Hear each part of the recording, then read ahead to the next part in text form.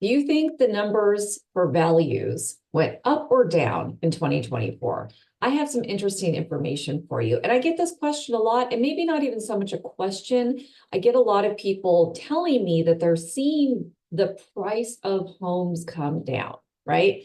So when you're looking around, you're looking for homes, you're seeing, oh, this listing reduced its price or something like that. That tends to get stuck as far as it kind of gets confused with value versus what is actually happening to that particular listing. So I have some interesting information for you, but one thing I wanted to tell you is that I do think this compares a lot to the sellers markets that I've seen in the past as well.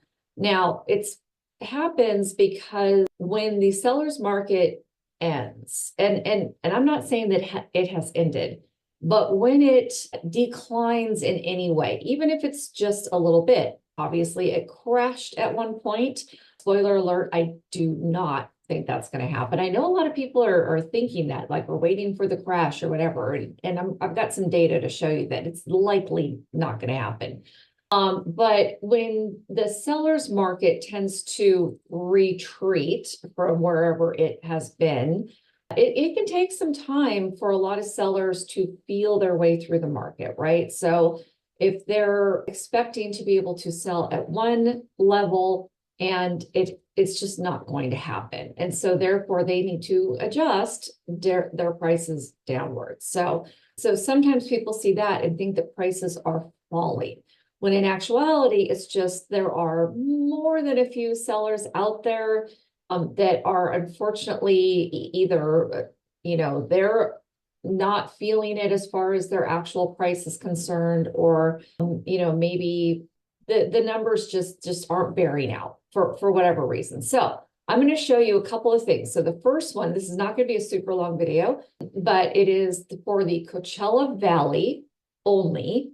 So this is not a national thing here. So if you're thinking about moving to the Coachella Valley, and a lot of people are thinking about coming here because they want to retire here or they want a vacation home.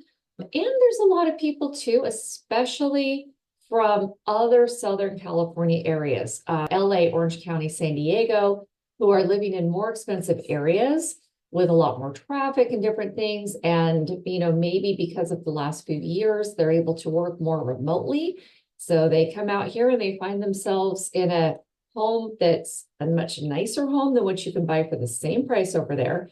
And you have less traffic and a little bit warmer weather. And if you can make it through the summers, and I've made it through plenty, then you're good to go. So let's dive into the numbers, shall we? I'm going to share my screen with you guys.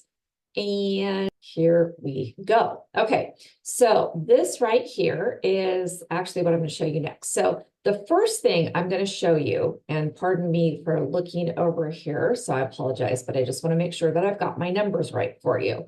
Okay, so this might surprise you. So I pulled up every home that closed in the Coachella Valley, in all the desert cities, as we say. There's 9 desert cities. And it runs from Coachella to Palm Springs, and from Desert Hot Springs, sort of at the top, at the northernmost peak, and La Quinta's sort of the bottommost peak as far as like the most southern area. So in 2024, we had such a similar, and I did this just for our neighborhood too, that this was crazy.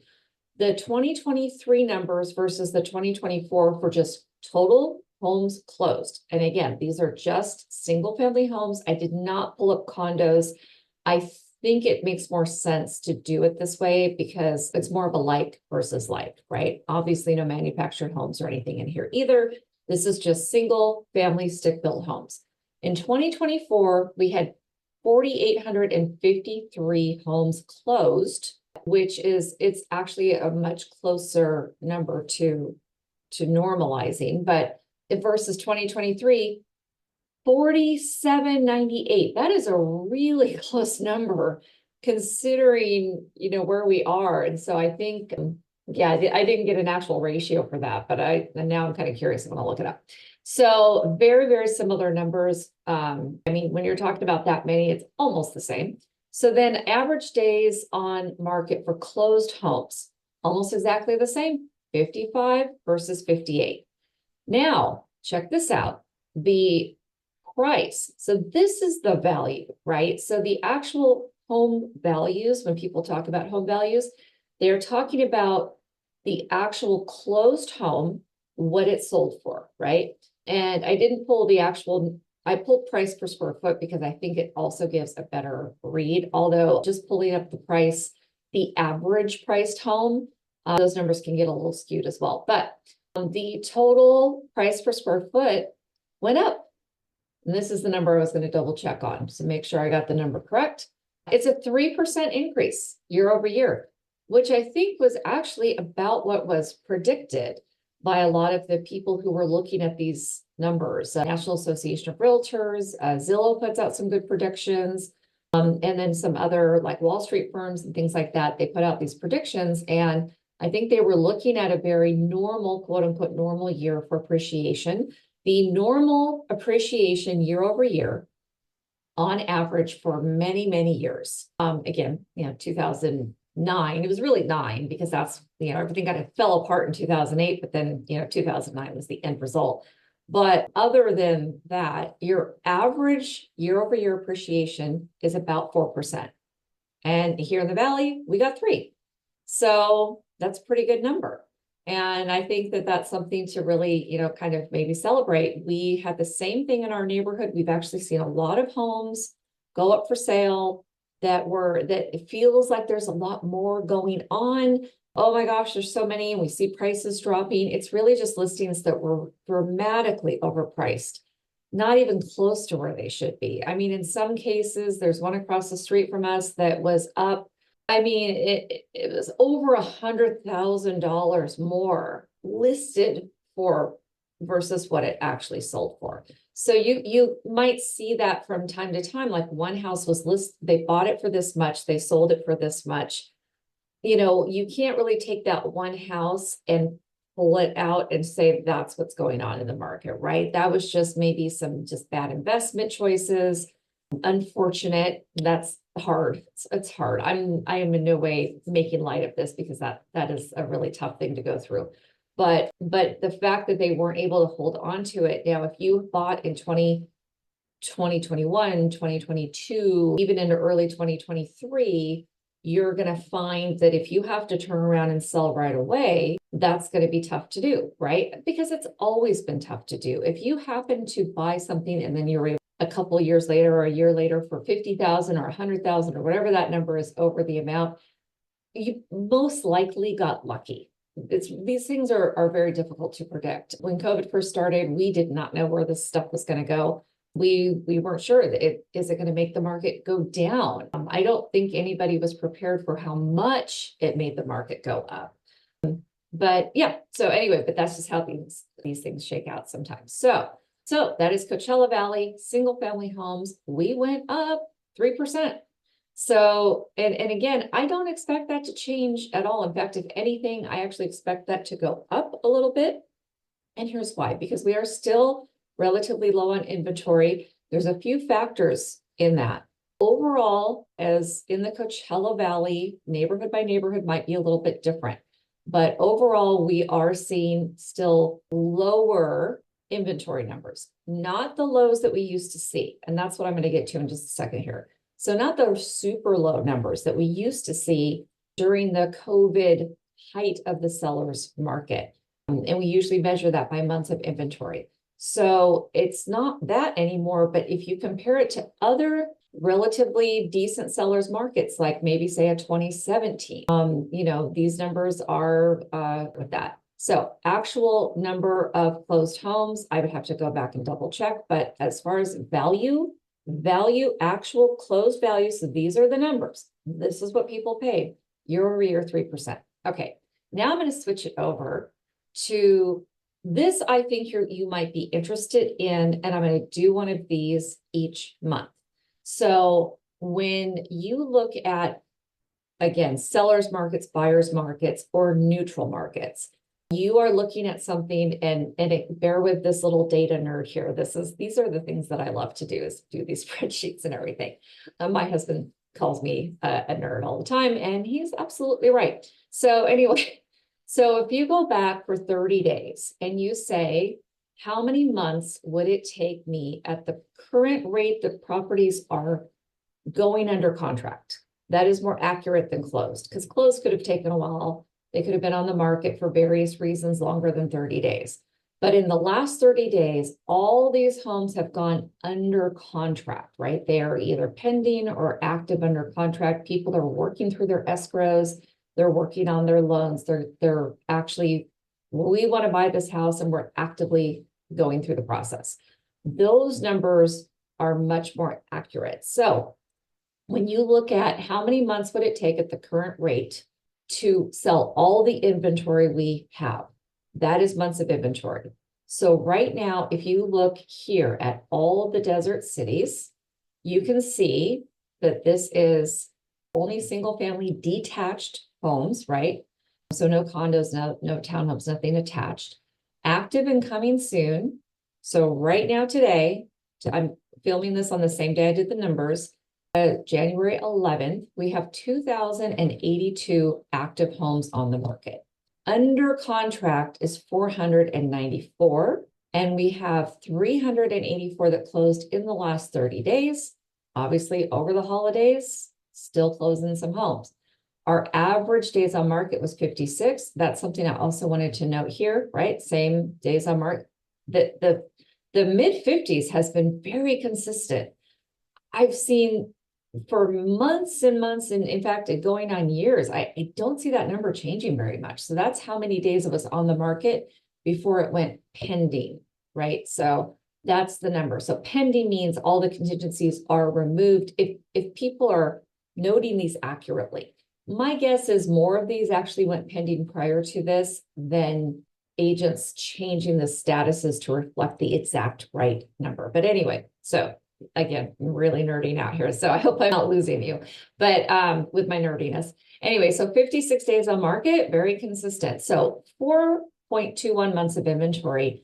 So that's a good number. It is a neutral number is what it is. So generally speaking, a seller's market is considered from 0 months of inventory. We used to say 1 month, but then during COVID, we had to go to 0 because sometimes we had weeks of inventory or days of inventory. We have 10 days of inventory on the market right now. So I really a 0 to 3 months is a seller's market, obviously in varying degrees. From 4 months to 6 months is generally considered a neutral market, and 6 months plus. So it's going to take, man, there's so much inventory on the market. It's going to take us 10 months. That would say, let's say we had 4,900 homes on the market right here instead of 2,082. That would be 10 months of inventory, right? That would take a really long time at the current rate of sales. So right now we have 4 months of inventory, a little bit more. That is squeaking into neutral territory. That is over Christmas time. And what that tells me is that I think by the time I do this in February, we're actually going to see, we shall see. Now it's recorded, so I'll have proof, or I will have proof that I was wrong. So we shall see. But I suspect that that number is going to go down. And if not in February, I would say for sure by March, which means we're going to be back into more of a seller's market. So obviously something dramatic like interest rates cracking up again, I don't think anybody's cracking up at the interest rates right now, but going up, I guess I should say, if the interest rates go up again dramatically, but there's not a lot of thought that that's probably going to happen. More likely they're going to either stay where they are or possibly come down a little bit. Anything in that realm means that likely we're going to see that number go down. Well, what does that mean? It means better for the sellers, but we still have a lot more inventory. So buyers are still, not doing half bad. Buyers, unless we get back down to that super seller's market, we still have a lot of times in the buyers, you have some inventory to pick from. You might be able to negotiate, maybe because back in the day, if you didn't have cash or a conventional loan with a good amount down, it was really tough to compete. But, that's not been happening. Even with pretty good numbers and prices going up, the fact that it's neutral means that it's pretty good for both parties, right? Nobody's skewed in either direction. So I guess unless you're really looking for a frenzy on one side or the other, and for me, I like things to be a little bit more stable myself. So you might actually prefer to buy and sell during this time. For that reason, it's neutral. You could probably go either way, right? You can go to somebody's home, maybe get a little bit of a discount, but hey, your home still made money. Even with that little bit of a discount, everybody wins. So I actually think this is good news. So last 30 days of closings, etc., that skews the numbers up a little bit. But like I said, that number isn't as accurate. So now I work the whole valley. I really don't generally go outside the valley. This is the area that I know. I tend to work more on the east side of the valley, so Palm Desert East. And these cities right here, La Quinta, Palm Desert, Indian Wells, Coachella, and Indio tend to be more of my backyard. So I like to keep track of these numbers too. And you may also like to keep track with me. If you are looking in Palm Springs, I know Palm Springs, I've sold plenty of homes over there as well. But maybe you don't care about this part so much. So active and coming soon on the east side, 1667.